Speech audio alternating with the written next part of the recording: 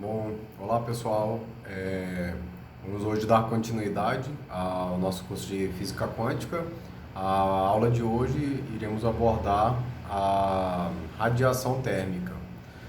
Como já tinha adiantado, né, no início da primeira aula, um dos problemas que foi fundamental para o desenvolvimento da física quântica estava associado ao problema de corpo negro, que basicamente eu já expliquei, né?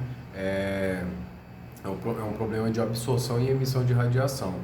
E especificamente, se utilizássemos a física clássica, surgiu um problema principalmente na região em que a radiação estava no comprimento de onda da região do ultravioleta. E a esse fenômeno, a esse problema, foi dado o nome de catástrofe do ultravioleta, certo? Porque ele levava a possibilidade de termos energia infinita num sistema com energia finita, que é um contrassenso. Bom, eu vou tentar hoje nesse vídeo ser mais breve, certo? Do que no vídeo anterior, porque no vídeo anterior ainda houve uma introdução. Aqui nós vamos iniciar então basicamente com a situação em que nós temos, como eu coloquei, radiação térmica. O que é radiação térmica? Então, quando nós vimos, né, no curso de eletromagnetismo, que para sistemas eletromagnéticos nós podemos ter equações de onda, e essas equações de onda estão associadas também à radiação. A radiação eletromagnética, então é a energia que se propaga no espaço, certo? Independente de ter meio físico ou não, pode ser no vácuo também. E essa energia é o que a gente denomina radiação. Então, por ser uma onda, associamos a ela comprimento de onda e frequência, e isso gera o que a gente chama de espectro eletromagnético, né? Onde nós temos para cada comprimento de onda a característica da interação dessa radiação com a matéria. Então, temos a faixa da luz visível, né? Nós sabemos que é o que associamos a cores. Temos o infravermelho, temos o ultravioleta. A gente sabe muito bem que o nosso conhecimento cotidiano está associado à exposição à luz solar, né? Que a gente tem a radiação ultravioleta, o UVA e o UVB, e elas, por serem mais energéticas, ou seja, terem frequência maior, elas têm maior poder de penetração e podem causar mais danos à nossa estrutura celular, certo? E temos radiações muito mais energéticas, raio-x e por aí vai, certo? No caso aqui, o que nós temos interesse em abordar é a parte do infravermelho, porque é nessa parte do espectro que nós temos o que denominamos radiação térmica, ou seja, a característica em que essa radiação ela está associada ao comportamento da agitação molecular de um dado sistema, certo? Então, quando a gente aquece, por exemplo, uma barra de ferro, é possível notar que ela passa da coloração que ela tem normal, né, para uma coloração de um vermelho muito intenso. Significa que aquele sistema, quando ele atinge uma certa temperatura, ele emite muito mais radiação na frequência ou no comprimento de onda, né, do espectro, associado a essa coloração vermelha. Se a gente conseguir esquentar muito mais essa barra, a gente vai perceber que ela passa a ter uma coloração branca. E significa que ela está emitindo quase que em todos os comprimentos de onda do espectro do visível, que é característica de uma luz branca, né? Ou seja, tem a composição de todas as cores do espectro da luz visível, certo?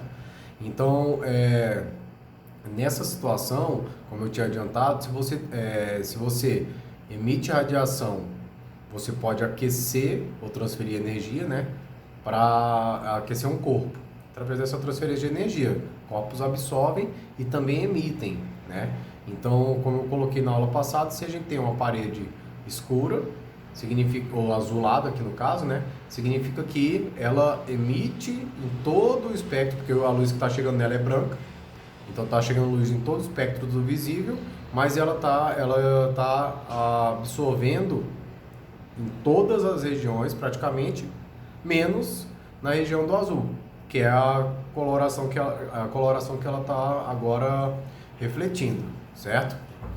Então a gente tem nessa situação nós temos a absorção e e a emissão, né, dessa radiação. Então a parede ela absorve e ela reflete, certo? No caso dela ser aquecida, ela poderia também passar a emitir. Essa região de emissão normalmente está associada ao que a gente chama de radiação térmica, certo? Principalmente porque ela está associada à temperatura do objeto. Bom, então o que nós vamos fazer aqui? Esse problema ele foi elencado inicialmente por Kirchhoff, certo? Que é o mesmo da lei das malhas do estudo de circuitos elétricos. Então o que ele fez? Ele reconheceu que corpos em que você tem a absorção máxima em qualquer comprimento de onda, ou seja, corpos em que você tem o coeficiente de absorção igual a 1, são interessantes para se estudar, porque nesse caso toda a radiação incidente vai ser absorvida para qualquer comprimento de onda. Então ele absorve de maneira igual em todos os comprimentos de onda, certo? Esse é o perfil desse tipo de corpo. Se ele absorve totalmente todo o comprimento de onda, ele não emite nada. Então, né, a gente vai denominar de corpo negro porque não tem emissão de nenhum tipo de radiação, certo? E a aparência dele é a aparência de não ter cor, certo? Então nós temos aqui esse corpo, radiação incidente, toda a radiação é absorvida, não emite nada, certo? Senão teria outra seta aqui gerando emissão de radiação. Bom, se a radiação tem energia e está absorvendo essa radiação, evidentemente que o nível energético dele vai mudar. E isso pode se converter, pelo que a gente já estudou em termodinâmica, em vários contextos. Especificamente aqui, a alteração do corpo vai se dar na temperatura. E aí vem a grande pergunta, que se é possível, assim como nós temos na termodinâmica, sistemas mecânicos em equilíbrio, ou termodinâmicos em equilíbrio, se é possível nós temos equilíbrio entre radiação e matéria. Então a gente está estudando agora a interação radiação-matéria, certo? E a resposta é que sim. Então a gente pode ter uma situação em que a radiação absorvida, e na situação em que você tem absorção e emissão de radiação, você pode gerar uma situação em que você tem equilíbrio radiação e matéria. Então você pode atribuir uma temperatura de equilíbrio, certo? Para esse sistema.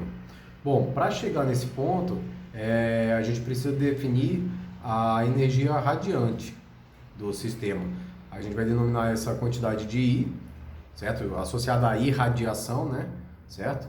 E ela é dependente não só da temperatura do objeto, mas também, ou do sistema, né? Mas também do comprimento de onda da radiação. Então, a energia radiante emitida por unidade de área, ou seja, o que um objeto emite de radiação por área, por tempo e por intervalo de comprimento de onda, ou seja, eu estou interessado em saber para cada intervalo de comprimento de onda qual é a quantidade de energia que ele emite naquele intervalo. Então, por exemplo, ele pode emitir no infravermelho, pode emitir na luz visível e pode emitir também no ultravioleta, certo? O sistema.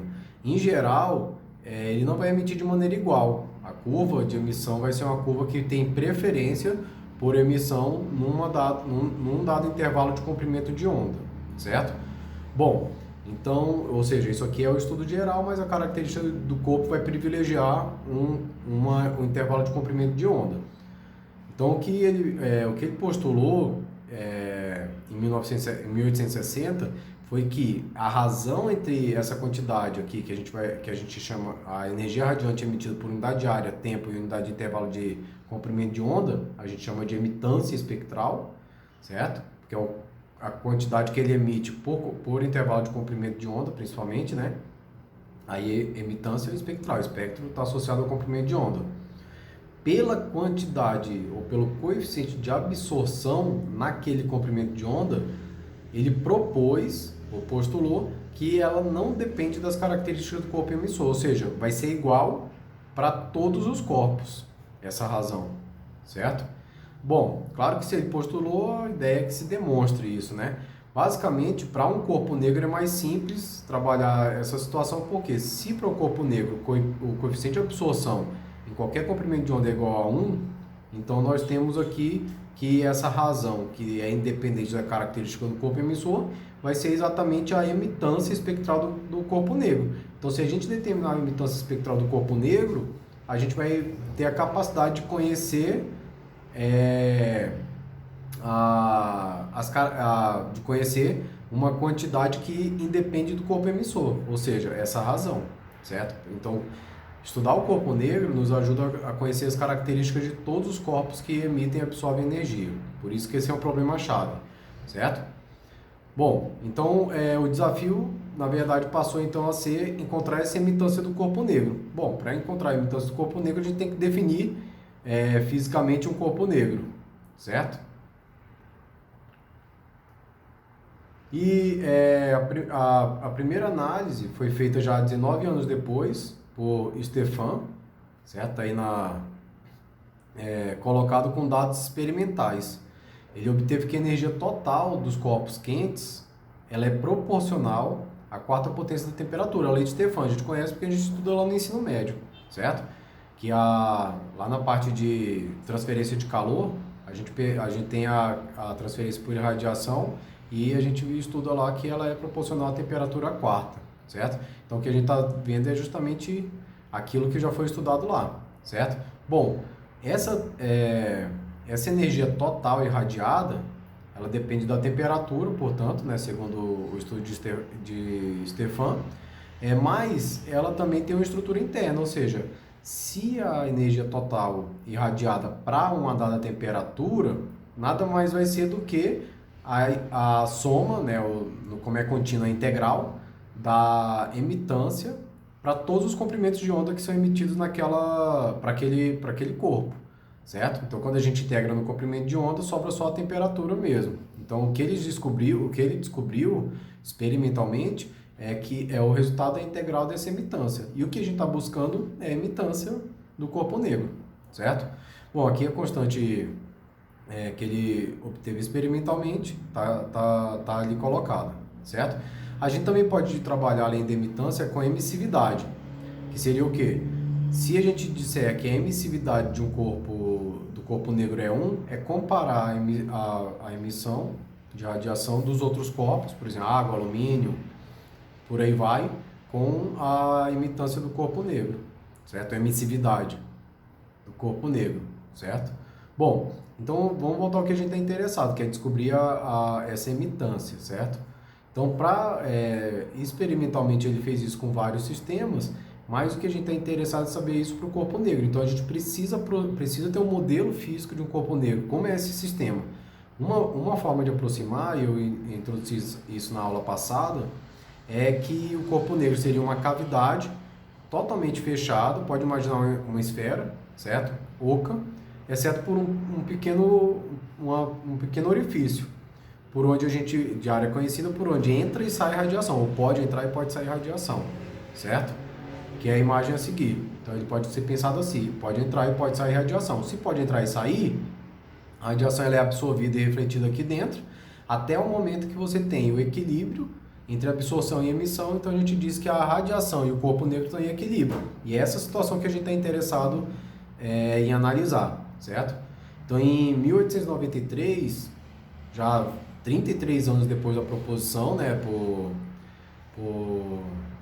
problema do corpo negro por Kirchhoff, Wien encontrou que a emitância, né, que é o que a gente estava procurando, ela tem uma forma funcional, com o máximo valor para um comprimento de onda sendo inversamente proporcional à temperatura, ou seja, ele determinou que essa curva, que é uma função que ele não conhece ainda, a forma, mas ele conseguiu determinar que o máximo dela ocorre de forma inversamente proporcional à temperatura, ou seja, quando eu aumento a temperatura, aqui no eixo, quando eu aumento a temperatura, certo?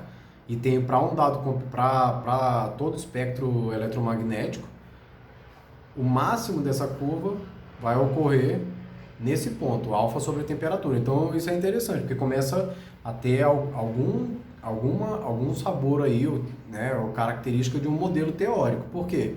É um comportamento geral. Para todos os valores de temperatura, ele encontrou que esse máximo obedece com a mesma constante. Então, isso é uma característica interessante para começar a construir um modelo.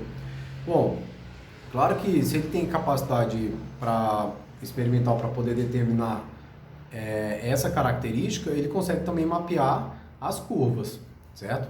O que ele não conseguiu foi determinar exatamente as constantes associadas a essa curva. Então, a emitância que Wien propôs, esse W para designar que foi a proposta por ele, ela tinha esse comportamento, certo? É inversamente proporcional ao comprimento de onda quinta, com a exponencial de uma constante sobre o comprimento de onda vezes a temperatura, certo? E para esse tipo de curva, se você procurar o máximo, procura o máximo, deriva igual a zero, né? Certo? A gente vai obter esse comportamento aqui colocado, certo? Então essa foi a proposta dele. Bom, tudo bem, essa proposta deve gerar curvas desse tipo. Você varia a temperatura, vai mudando o comprimento de onda e vai gerando essas curvas, certo?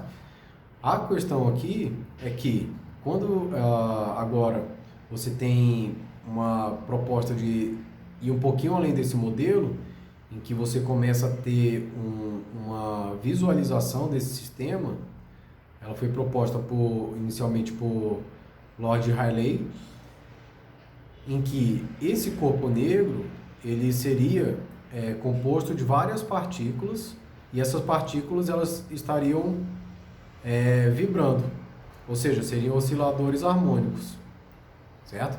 Então elas estão vibrando aqui, várias partículas estão vibrando, cada uma vibrando, elas portanto absorvem e emitem energia, como se fossem pequenas molas. Se você empurra a mola, ou seja, se recebe radiação, ela tem mais energia. Se você solta também, ela fornece energia para o meio.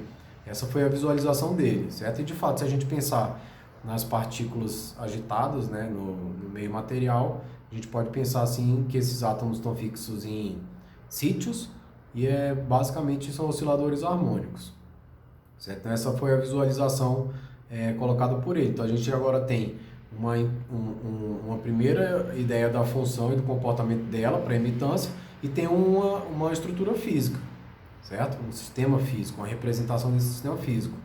Ele propôs que a emitância, ao contrário do que foi colocado por Wien, ela era inversamente proporcional não à lambda quinta, mas sim à lambda quarta e também à temperatura. Mais especificamente, depois de perceber que aqui teríamos um problema, porque para pequenos comprimentos de onda próximo de zero, você tem uma divisão praticamente por zero. Então, a emitância vai para infinito. Significa que aquele corpo ele passa a emitir uma quantidade infinita de radiação, certo? Como ele está em equilíbrio, de onde ele vai tirar essa quantidade infinita? Gera um problema. Claro, para consertar isso, ele adicionou uma exponencial, certo? Somente por causa dessa característica, que é incompatível com a física clássica. Depois ele se convenceu, já em 1905, com apoio de alguma sustentação do Jean, e aí ele publicou a emitância conhecida como modelo de Rayleigh-Jean, certo? Em que ele voltou atrás e reconheceu que não havia problema porque não se tratava de um fenômeno, não havia inconsistência com a física clássica, certo? E aí ele voltou atrás para a situação anterior, né? Conseguiu demonstrar que de fato havia essa compatibilidade. Bom, por fim, também por volta entre 1900 e 1905, Planck, e aí a gente sabe a constante de Planck, né? Está associada a constante fundamental da física quântica, certo? Ele, seguindo os mesmos passos, bolou ali um modelo muito parecido com que Wien já tinha proposto, inversamente proporcional à lambda quinta, um exponencial de uma constante sobre lambda t, mas ele adicionou ali e verificou que com a subtração aqui de uma unidade, o modelo ele realmente ficava muito mais real e corrigia o problema do que a gente chamou de catástrofe do ultravioleta. Ultravioleta por quê? Pequenos comprimentos de onda são correspondentes a altas frequências ou altas energias, que a gente sabe que Em relação ao visível, é a região do ultravioleta, para cima, né? Certo? Então ele tentou várias formas de conseguir chegar a uma explicação para a imitância, até que ele chegou a essa conclusão aqui, certo? Por erro e acerto, tentativa ou erro, né? Só que ele precisava de um modelo para explicar. E a única forma que ele conseguiu para explicar essa expressão fisicamente é de que a energia do oscilador harmônico, ela era no mínimo, ou seja, ela era sempre um múltiplo de uma energia fundamental. No caso aqui a constante de Planck, certo? Vezes a frequência do oscilador. Então a gente tem aqui Hν, chama assim, né? Essa seria a frequência fundamental e todas as outras frequências seriam múltiplos inteiros dessa frequência fundamental, certo? Para uma dada frequência, né? Certo? Dessa energia fundamental para uma dada frequência. Então aí ele volta e refaz com assumindo isso aqui, ele refaz todo o roteiro do cálculo realizado pelo Boltzmann, certo? Para obter a energia lá na física estatística, e a gente já viu isso também no curso de física estatística, certo? Ou seja, a gente tem aqui o número de partículas no sistema com energia EN, certo? εn, ela é uma distribuição exponencial. A gente viu isso lá. E é esse cálculo que a gente usa para poder descobrir a energia média. É o número de partículas com a dada energia dividido pelo número total de partículas. Então, se eu pego essa expressão aqui e uso de base para calcular a média da energia, ou seja, a energia total, dividido pelo número total de osciladores. Então, o número total vem aqui para baixo, certo? E a energia média a energia total vai ser o quê? O número de osciladores multiplicado pela energia de cada oscilador. E a energia está aqui, ó. A energia é NHν, certo? Então a gente tem a energia, o N0 aparece em cima e embaixo corta. Então isso aqui vira uma média. Se a gente fosse fazer várias provas, basicamente a nota da prova é a energia e o peso é dado por essa exponencial. Então o que a gente tem? O peso vezes o número de notas dividido pela soma dos pesos. Isso é uma média, é uma forma de calcular a média, certo? Bom, seguindo esse raciocínio, ou seja, que a energia ela é quantizada, certo? Isso dá origem ao nome física quântica.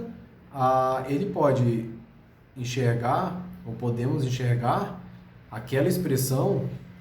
Deixa eu voltar aqui, se eu consigo apagar. Ele pode enxergar essa expressão, tirar ela daqui para a gente ver melhor, certo? Da energia média, como a derivada em relação a beta dessa exponencial, certo? Por que a derivada em relação a beta dessa exponencial? A gente sabe que a derivada do logaritmo dessa exponencial, a gente sabe que a derivada de um logaritmo é a derivada do que está dentro dele dividido pelo próprio argumento. Então eu posso pensar que se ele derivar em relação a beta, cai o εn aqui, cai a energia, certo? Ela cai aqui do expoente, né? Aparece aqui. E embaixo eu coloco o próprio argumento do logaritmo, que é essa expressão que está colocada aqui, ó. Então a energia média ela pode ser escrita como menos a derivada do logaritmo, porque quando eu derivo aqui, cai o menos com menos dá mais. E eu obtenho a expressão anterior, menos beta, exponencial de menos beta n, e embaixo vem o próprio argumento, a soma de a menos beta n, que é aquela expressão anterior da distribuição ali da média de energia, certo? Agora a gente manipula um pouquinho essa expressão para tentar resolver e achar a imitância que o Planck determinou, que é o quê? A gente pode observar que o argumento aqui dessa soma tem um menos beta n. Se a gente pegar a energia quantizada e inserir aqui dentro, vai ficar menos beta opa, beta, epsilon, perdão, vai ficar menos beta, N, H, Ni, e agora sim o N. Vou tentar fazer o N melhor. Isso, certo? Então isso aqui vai ficar lá dentro quando eu substituo a energia, como está colocado aqui. Bom, eu posso pegar então, como é um exponencial, falar que a exponencial de menos beta H Ni, N, é a mesma coisa que pegar a exponencial de menos beta H Ni elevada a N. A gente sabe que quando eleva um exponencial, né, a N, o N vem para cá. Agrega na potência que já tinha anterior, no expoente, né? Então a gente tem essa igualdade aqui colocada, ou seja, onde tem esse termo aqui, a gente pode substituir por esse termo aqui. E lembrando a expansão de 1 sobre 1 menos x, em série de Maclaurin, né? Maclaurin é a série de Taylor expandida em torno de zero, certo? É a soma de x elevado a n. Então lá em cálculo 2 a gente estudou isso, certo? Então se eu associar x a exponencial de menos beta H Ni, certo? Então eu tenho 1 sobre 1 menos exponencial de beta H Ni, que é o que está colocado aqui. Então o que estava ali dentro do logaritmo pode ser reescrito dessa forma, certo? E ele chega à conclusão, então, Planck, que a energia desse sistema média, ela pode ser escrita como menos a derivada em relação a beta do logaritmo dessa expressão. 1 sobre 1 menos a menos beta Hni. Aí a gente vai e reescreve beta, é 1 sobre Kt, certo? Então aparece aqui e faz essa derivada. Agora dessa expressão. Fazendo a derivada dessa expressão, escreve ela como 1 menos E a menos beta Hni elevado a menos 1, fica como exercício isso aí, né? E aí você usa a regra da cadeia e vai aparecer o Hni aqui em cima e o 1 menos beta, 1 menos a exponencial vai ficar aqui embaixo com o sinal trocado, certo? Depois, qualquer coisa na quinta-feira eu posso fazer isso com vocês no Google Meet, né? No nosso encontro. Então a gente chega a essa conclusão, certo? Se a gente agora substituir a frequência Ni pela velocidade da onda, que é a velocidade da luz, sobre o comprimento de onda, a gente pode reescrever em termos do comprimento de onda, que é como a gente tem interesse em trabalhar a emitância, certo? Então a emitância agora ela passa a ser 2πhc ao quadrado, quando a gente substitui, sobre lambda quinta, 1 sobre essa exponencial menos 1, certo? O que ele fez? Ele pegou a energia média e foi calcular agora no modelo dele a emitância para determinar as constantes, C1 e C2, certo? E determinou essas constantes de maneira adequada. Então essa é a emitância determinada por Planck. E de fato ela não tem mais, ó, veja que aparece a exponencial menos 1, não tem mais a catástrofe do ultravioleta e ela fita direitinho os dados observados.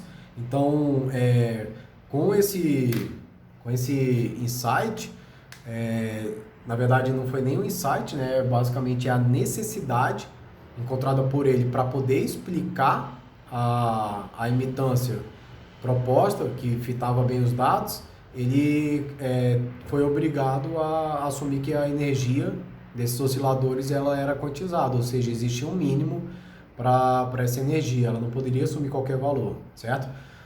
Bom, depois disso, o próprio Planck, já como revisor de um periódico, recebeu um artigo do Albert Einstein, naquele ano de 1905, em que ele publicou os seus 5 maiores trabalhos, certo? Em que ele também se deparava com uma situação similar, em que você, ao lançar radiação sobre uma placa metálica, então você tem radiação incidindo numa placa metálica, você observava que saltavam elétrons do outro lado da placa, certo? Se você coloca uma diferença de potencial entre a placa e um cátodo, você consegue captar esses elétrons numa corrente né, de maneira ordenada e medir essa corrente. Se você mede a corrente, você consegue saber quantos elétrons saíram da placa. Se você conhece o comprimento de onda e a intensidade do que está chegando da radiação, você consegue experimentalmente, em princípio, fazer uma curva para determinar esse comportamento. E a grande surpresa de Einstein, ao contrário do que se esperava, era que, e a nossa intuição clássica diz que se eu aumentar a intensidade do feixe de elétrons, eu aumento a energia, né? E consequentemente vai ter, do feixe de radiação, eu aumento a energia e consequentemente vai ter muito mais elétrons saltando do outro lado da placa, certo? Porém, o que ele encontrou era diferente, que esse comportamento não dependia da intensidade do feixe, ou da luz, né, da radiação incidente. No caso, ele usou ultravioleta. Mas dependia do comprimento de onda, ou na verdade dependia da frequência. Então você tinha